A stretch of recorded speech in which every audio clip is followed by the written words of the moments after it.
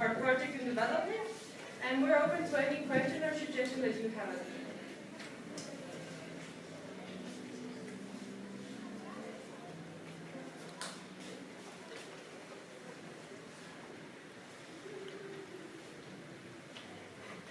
Okay, so like I mentioned, our topic is biodiversity.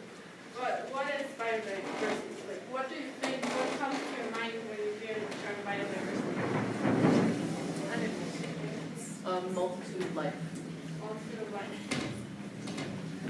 Anyone else? Varied species of flowers.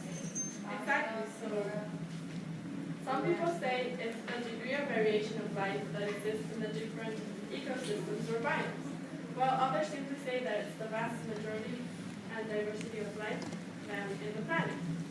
For us, three standing up here, biodiversity is our country. Even though the term megadiversity is not found in dictionaries, many scientists often use this term in order to refer to Ecuador's high biological diversity. Because our country is located near the tropics, Tell us your name. Can you explain to us what is megadiversity? So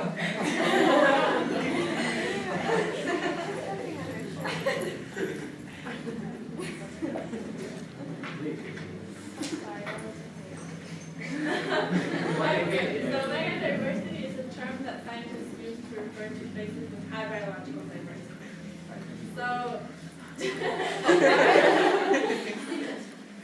So, as I was talking about, Ecuador, our country is located near the tropics, which are the areas with highest biological diversity.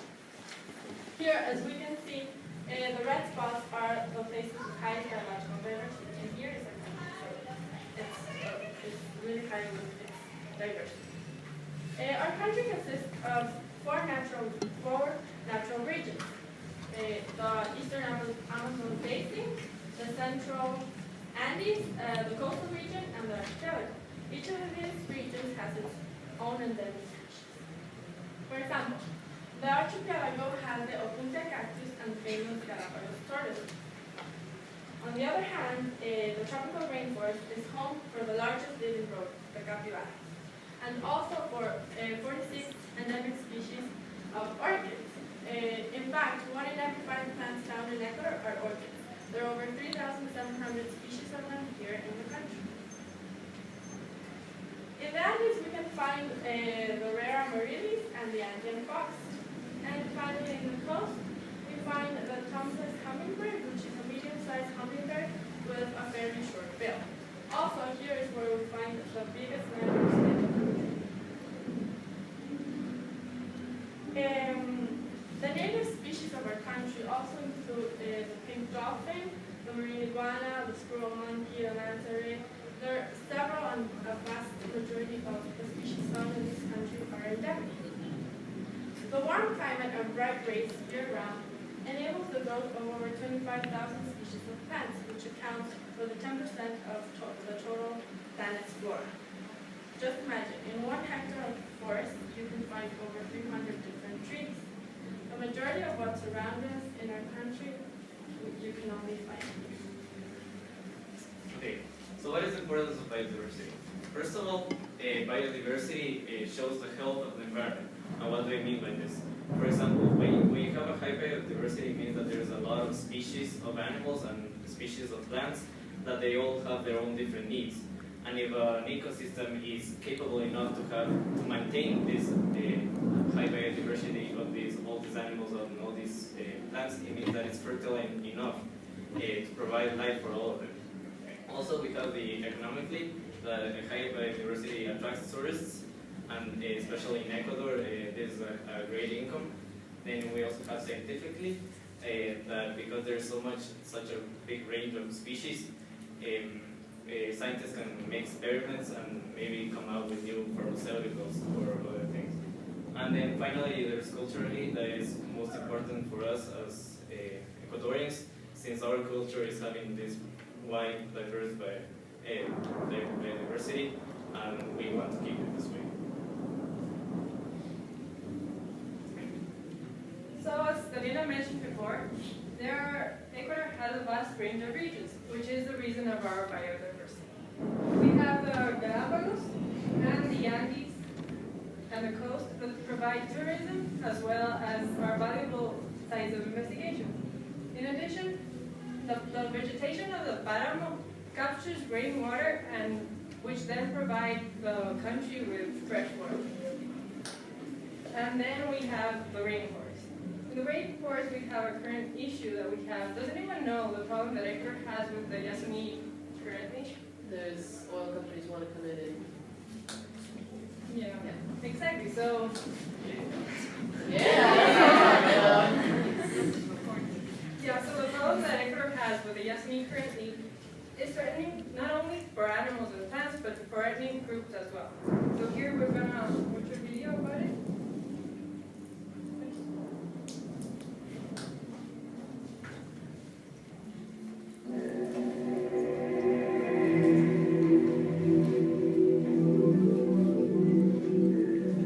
The Yasuni National Park, located in the Ecuadorian Amazon rainforest, is an exceptionally unique biodiversity refuge. 1 hectare Yasuni contains more species of trees and bushes than all of North America.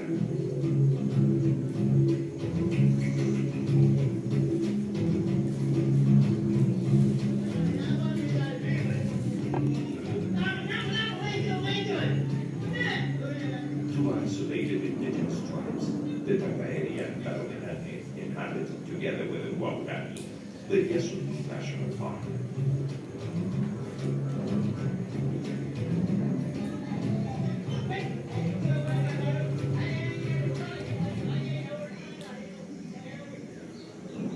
Yasuni ITT, an initiative to change history.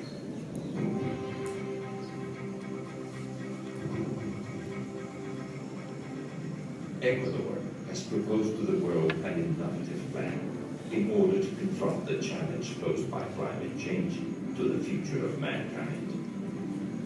Ecuador proposes to leave beneath the Yasuni National Park the 846 million barrels of oil that are within the ITT block. By doing so, the emission into the atmosphere of 407 million metric tons of carbon that would have been released by the burning of those fossil fuels are avoided.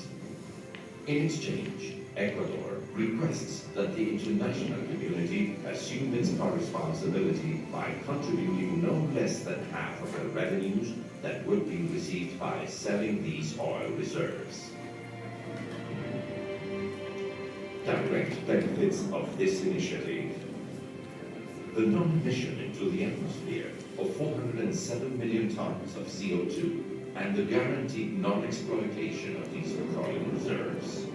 The conservation of the immense biological richness within the Yasuni National Park, declared by UNESCO as a biosphere reserve, along with the conservation of 39 additional national parks, adding up to the most biologically diverse reserve on the planet. Respect for the cultures of the indigenous tribes who live in isolation within the boundaries of the Yasuni National Park. Reforestation of 1 million hectares. A decisive impulse to the country's transition from an extractive economy based on petroleum exploitation towards a more sustainable development model with broad use of renewable energy sources, respect for biodiversity, and increased social equity.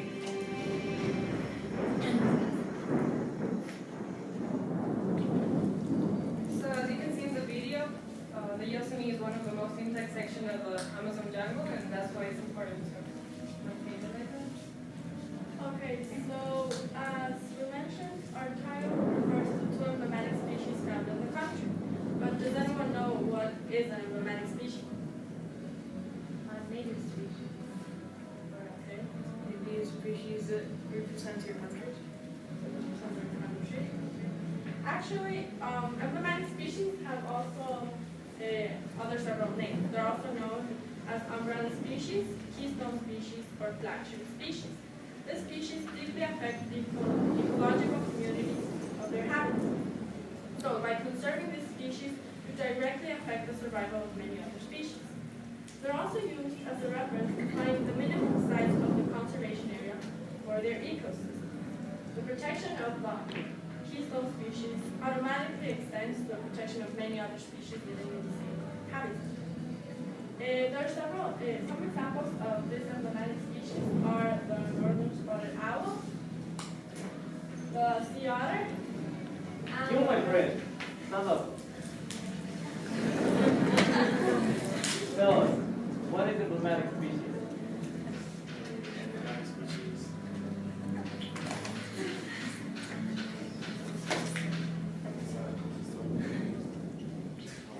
What do you think that?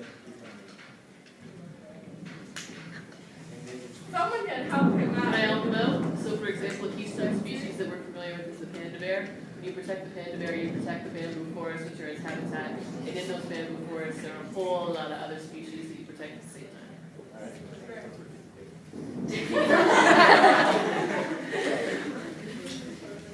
Can I ask a question really quick? Are you guys in environmental systems societies?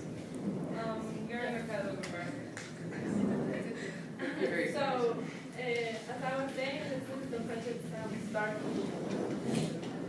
So why did we choose both of these species? Because there are many other emblematic species found in the country.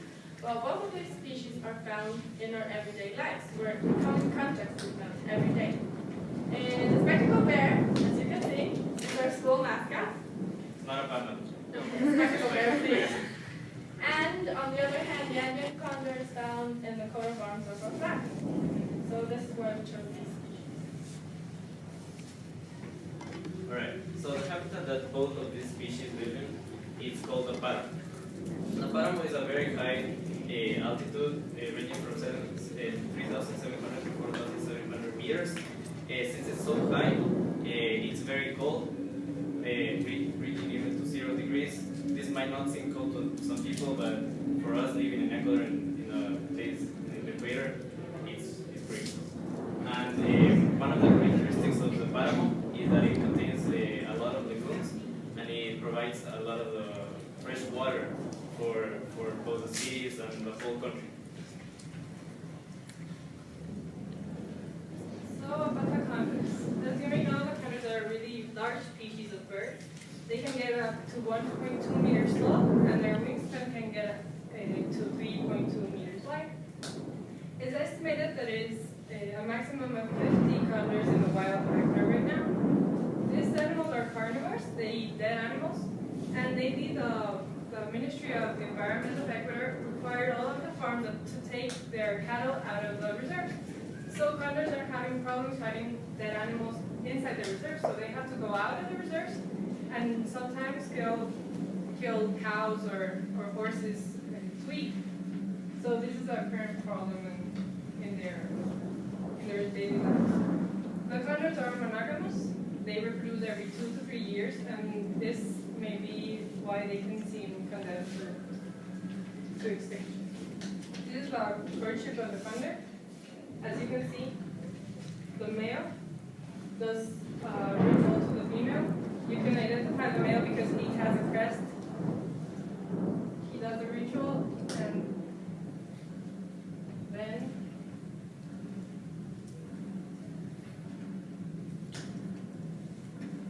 finally he takes the female like behind these trees.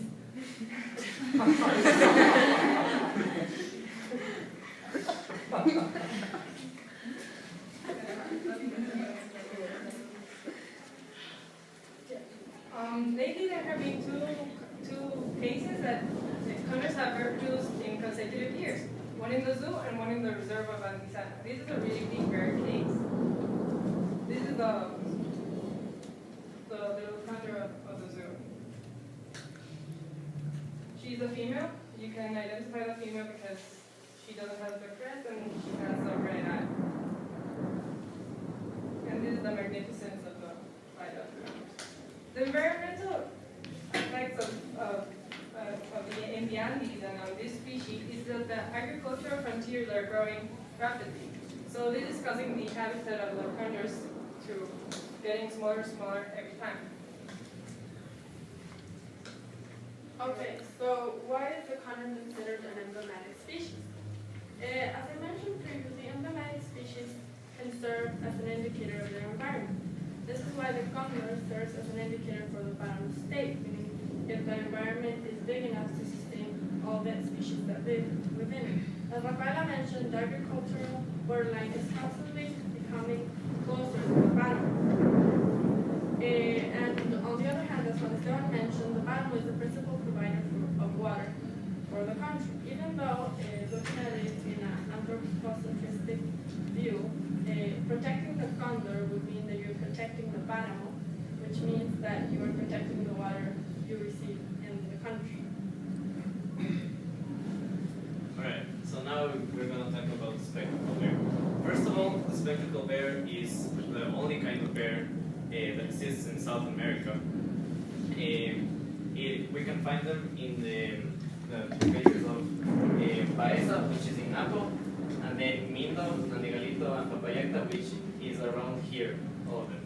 And it's crazy to see that it's so close to the province of Quito, and yet many people have not seen a spectacle bear. Also, spectacle bears are mostly they eat plants.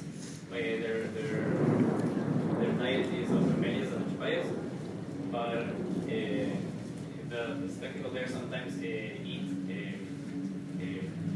carne. So sometimes it eats food, it eats meat, and this happens on farms, much like the condor. It eats the cattle and the crops, so the farmers decide to kill the spectacle bear without knowing how endangered it is, in order to protect their crops or their cattle. There's a picture of the spectacle bear in the zoo, and here it's in the wild.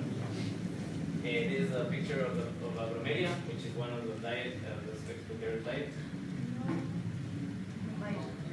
And before, why is this species considered emblematic? As Juan Esteban said, and as she said, is the only species of bear in South America linked to the Andes. And it's not only important for us as a school because it's our mascot, but it's also important regionally because it's one of the biggest mammals in South America. Also, we should conserve this species just because of the fact that they live. They deserve to be respected, and obviously they play a key role in their environment.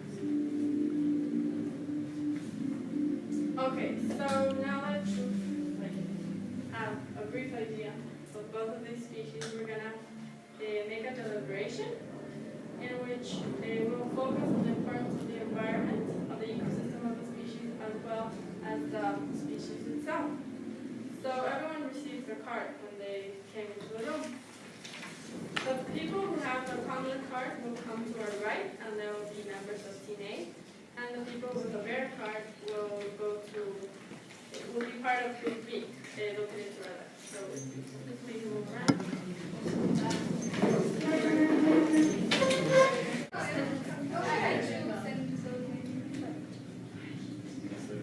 Okay, so we think the conservation of a species is much more important than the conservation of an ecosystem because, like, for example, the World Wildlife Fund chooses the panda bears in the 60s. Chooses that specific image because it shows us, because it wants us to care for the environment linked with a specific kind of animal, which is the panda bear, and in this case, the spectacle bear. And it's much more important to take care of the spectacle bear or the condor because they require a much larger and specific ecosystem, which if we care and provide an ecosystem for us, the overall ecosystem will become better and the overall entire environment will be enhanced by these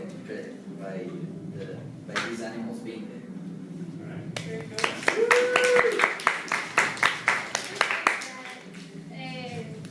It's more important to preserve the ecosystem because one animal, for example, the panda or the spectacle bear, there's few dependents on that animal. For example, like there's a few animals that affect and depend on that animal to survive. But then the whole ecosystem is a whole cycle that if one is affected and another one is affected, like if we're thinking of a cycle in a circle, if the one on the top is affected and the one on the bottom is affected, then everyone is affected and there's the whole species and the whole race going to like end up being affected than just if one animal is affected and the people and the animals that depend on that animal is affected. All right.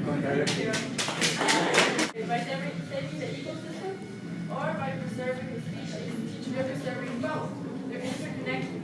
As he mentioned, when you preserve the ecosystem, that means that you're preserving the home for all the species that live in it. On the other hand, by preserving the species, when you preserve the species, that means that you're preserving where it lives. So they're interconnected.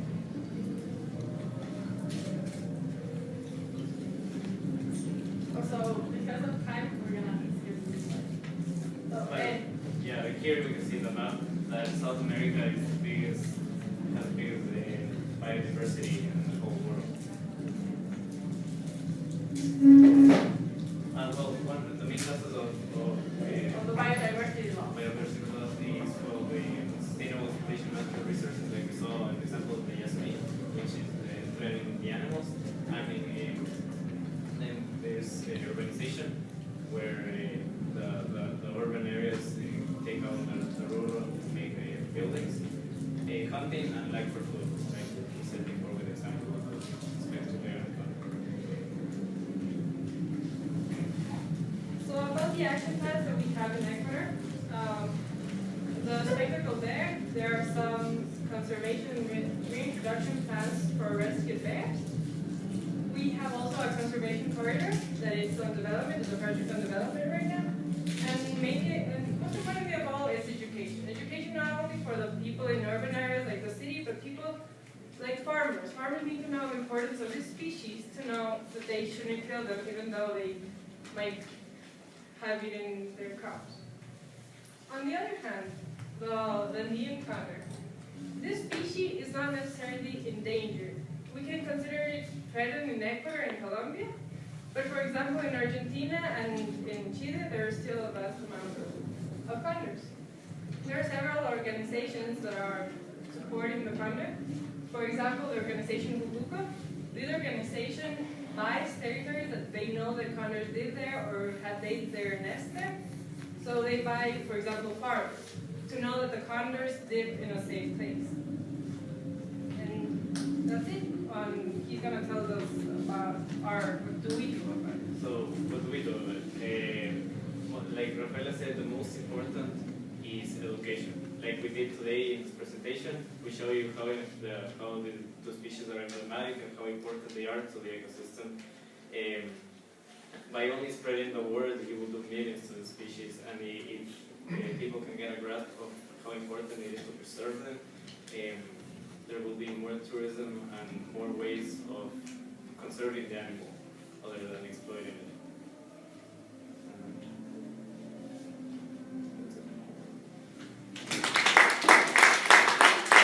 The people of rural areas, because it's in their nature, they live out of it, and it's going to be difficult to just let the bear kill their cattle. But that's why the education that we want to give and that we want to promote is going to be exactly to that point, that to let them know why the importance of this species and why it should be maintained.